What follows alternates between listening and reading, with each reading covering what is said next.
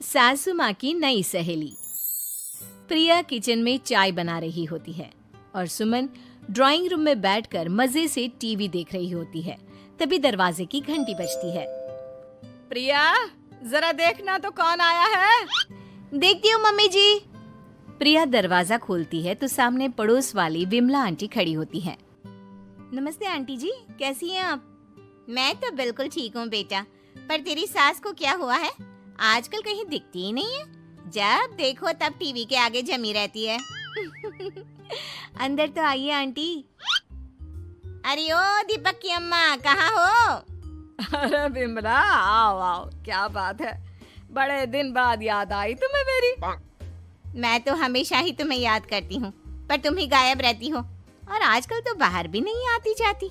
तबीयत तो ठीक है ना तुम्हारी? अरे तबीयत को क्या होना है, इस उम्र में तो कुछ ना कुछ लगा ही रहता है। मेरी छोड़ो, तुम ये बताओ कि क्या चल रहा है गली मोहल्ले में। तुम गली मोहल्ले की छोड़ो, चल तो तुम्हारे पड़ोस में रहा है। तुम्हारी नई सहेली आई है। मेरी कौन सी नई सहेली? मैं तो यहाँ बस तुमसे बातचीत कर लेती हूँ या फिर बाजू वाली शर्मा की बहू से दो चार बातें कर लेती हूँ। इसीलिए तो कहा कि तेरी नई सहेली आई है। अब कोई पड़ोस में आया है तो बात तो होनी ही है। कम से कम इसी बहाने हमारा भी एक ग्रुप बन जाएगा। फिर सब मिलकर अपनी बहुओं की शिकायतें किया करेंगे। दोनों हंसने लगते हैं। तभी प्रिया चाय लेकर आती है और सामने टेबल पर रख देती है। दोनों चाय पीती हैं और बातें करते हैं। चलो मैं चलती हूँ, अब कल मिलते हैं। राम राम। अगले दिन प्रिया किचन में कुछ काम कर रही होती है और सुमन आराम से सोफे पर बैठकर मटर छिल रही होती है। तभी डोरबेल बजती है। प्रिया दरवाजा खोलती है तो सामने उनकी नई पड़ोसन खड़ी होती है। जी, आप कौन? मैंने पहचाना नहीं। नमस्ते बेटा, मैं शारदा। आपके बगल वाले घर में अभी 2-4 दिन पहले ही शिफ्ट हुए हैं। ओह अच्छा अच्छा अच्छा, नमस्ते आंटी, अंदर आइए ना आप। देखिए तो मम्मी जी, आज कौन आया है। इतना कहकर प्रिया किचन में चाय बनाने चली जाती है। नई पड़ोसन को घर पे देखकर सुमन थोड़ा हैरान हो जाती है। नमस्ते बहन जी, मैं शारदा, आपकी नई पड़ोसन। अच्छा अच्छा, आप हैं हमारी नई पड़ोसन। आइए आइए, और बताइए कैसी हैं आप? जी बिल्कुल ठीक हूँ। वो दरअसल घर पर छोटी सी पूजा रखवाई थी, बस उसी का प्रसाद देने चली आई। सोचा इसी बहाने नए पड़ोसियों से भी मुलाकात हो जाएगी। ये तो बहुत अच्छा सोचा आपने। सुमन प्रिया को आवाज लगाती है। अरे ओ बहू, जरा चाय पानी का तो आके पूछ लो। ये आजकल की बहुएं भी ना, जब तक बोलो नहीं तब तक कुछ नहीं करेंगी। आई मम्मी जी। प्रिया चाय लेकर आती है। दोनों बैठकर चाय पीती हैं और खूब सारी बातें करती हैं। अच्छा बहन जी, अब मैं चलती हूँ, फिर मिलते हैं। अब तो आना जाना लगा ही रहेगा। शारदा के जाने के बाद प्रिया किचन से बाहर आती है। क्या बात है मम्मी जी, आप दोनों को देखकर तो लगा ही नहीं कि पहली बार मिल रही हो। आप दोनों तो बिल्कुल बिछड़ी हुई सहेलियों की तरह बातें कर रही थी। अरे जब दो औरतें मिल जाती है ना, तो बातें अपने आप ही निकल आती है। अब तू अपने काम पर ध्यान दे, बातों पे नहीं। ऐसे ही कुछ दिन बीत जाते हैं। अब सुमन और शारदा अच्छी सहेलियां बन गई होती हैं।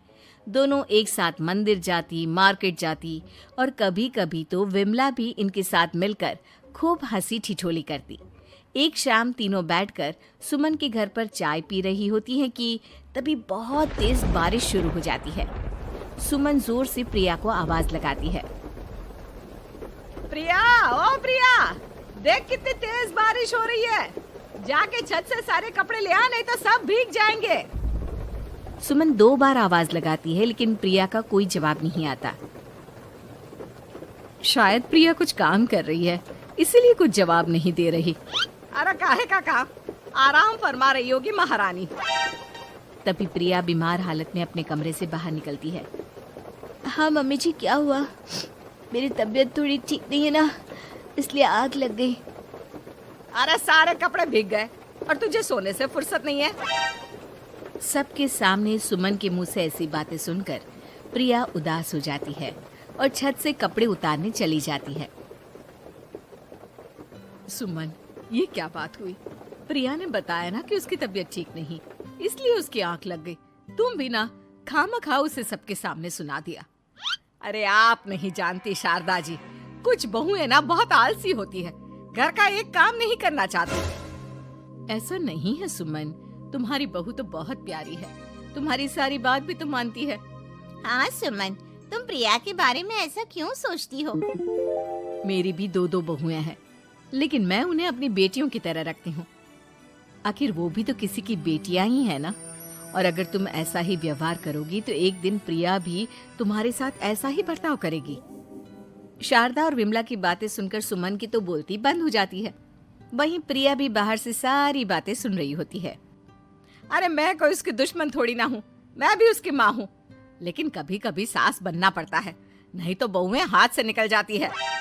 देखो सुमन, ये सब सोच का फर्क है। अगर तुम ये सोचोगी तो कभी प्रिया को अपनी बेटी नहीं बना पाओगी। इतना कहकर शारदा और विमला वहां से चली जाती हैं और सुमन अकेले बैठकर उनकी बातें सोचने लगती है। अगले दिन प्रिया और दीपक अपने कमरे में बैठकर बात कर रहे होते हैं और सुमन उनके कमरे के बाहर कुछ काम कर रही होती है और उन दोनों की बातें सुन लेती है। दीपक, तुम्हें पता है हमारे पड़ोस में जो शारदा आंटी है ना, बहुत अच्छी हैं। अच्छा, ऐसा क्या हो गया जो तुम्हें वो इतनी अच्छी लगने लग गई? कुछ खास नहीं, बस कल जब मम्मी जी मुझे सबके सामने सुना रही थी तो शारदा आंटी ने मेरा साथ दिया।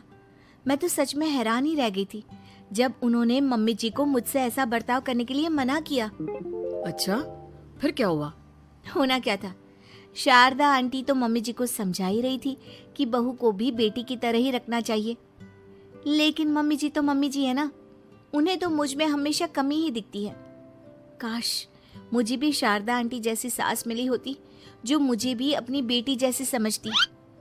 सुमन ये सब सुनकर बहुत उदास हो जाती है और वहां से चली जाती है। प्रिया की बातें सुमन के कानों में बार बार गूंज रही थी। उसे बहुत शर्मिंदगी महसूस हो रही थी कि उसने प्रिया के साथ बहुत गलत किया है। अगले दिन सुमन शारदा और विमला को बुलाती है। क्या बात है सुमन, आज तूने ऐसे अचानक क्यों बुलाया? सब ठीक तो है ना? हाँ हाँ, सब ठीक है, तुम दोनों बैठो तो सही। तब तक दीपक और उसके पापा भी आ जाते हैं। प्रिया, तुम भी आ जाओ। क्या हुआ मम्मी जी, आपने बुलाया?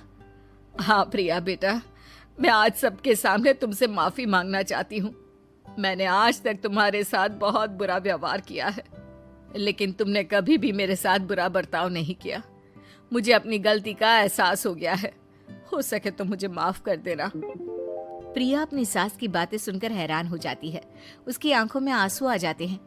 प्लीज मम्मी जी, आप मुझसे माफी मत मांगिए, मैं भी आपकी बेटी ही हूँ।